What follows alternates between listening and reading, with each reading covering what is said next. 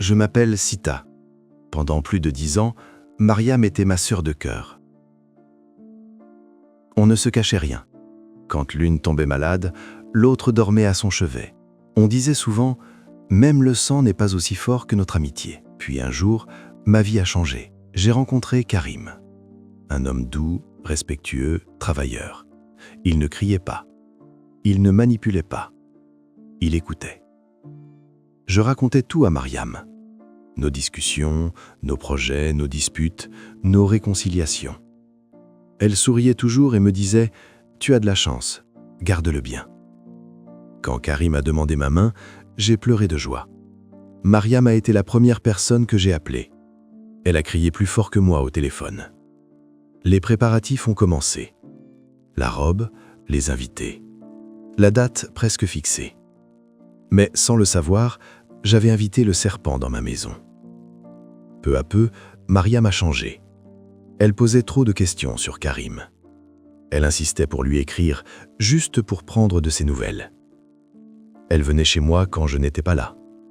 Quand je lui faisais la remarque, elle riait. « Tu sais bien que je suis comme ta sœur. » Puis Karim a commencé à devenir distant.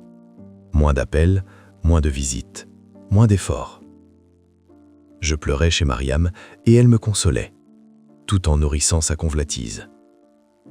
La vérité a éclaté brutalement. Un soir, je suis rentré plus tôt que prévu. La porte était fermée.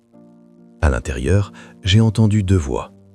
C'était Karim et Mariam. Ils ne m'ont même pas entendu entrer. Ils riaient, ils se touchaient. Le monde s'est arrêté. Karim s'est mis à genoux, Mariam pleurait. Mais aucun mot ne pouvait réparer ça. Quelques semaines plus tard, le mariage a été annulé. Ma famille humiliée, mon cœur brisé. Et le plus cruel, ils ne se sont même pas cachés.